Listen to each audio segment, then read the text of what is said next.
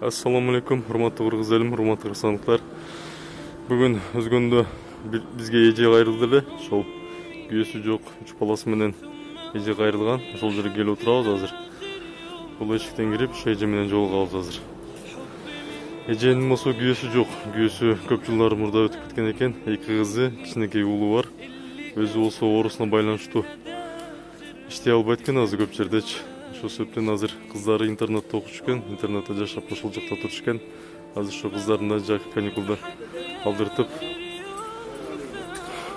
бир аз болсо дагы иштетип жаткан экен да. Азыр бул эжеге келдик элек. Ошо силерге бир аз маалымат берүү үчүн тартып коелу.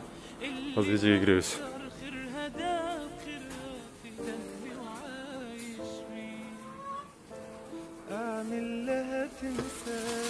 Эже кандай, жакшысызбы, саламатсызбы? Эсиңиз жакшыбы?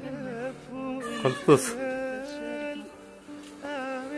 Бул эже Майрам эже, фамилияңыз ким эже?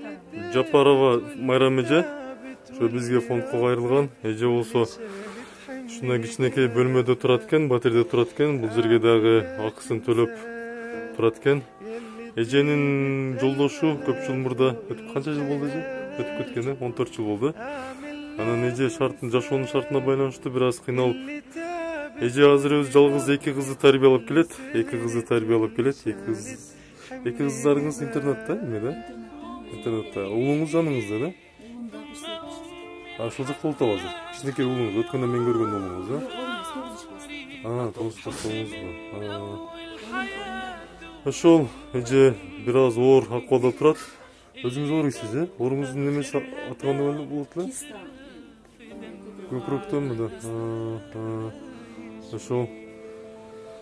Азыр эмне жумуш менен алектентесиз өзүңүз?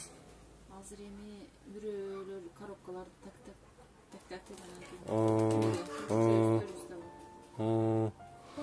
Ошол урматтуу туугандар.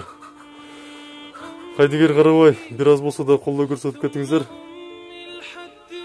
Ким колдоо көрсөтүүгө даяр болсо, ошо биздин номерге байланышып, биздин Элсон бар, ошо Сбербанкта шотубуз бар, ошо KSB банкта шотубуз бар. Муну группанын өйдө жагын бассаңыздар, ошол жерден шот чыгат. Болбосо мына видеонун астына да номерди калтыра кетебиз. Кимде ким келип жардам бере турган болсо, биз эженин номерин дагы ушул видеонун астына жаза кетмекчибиз. Рахмат чоң сиздерден.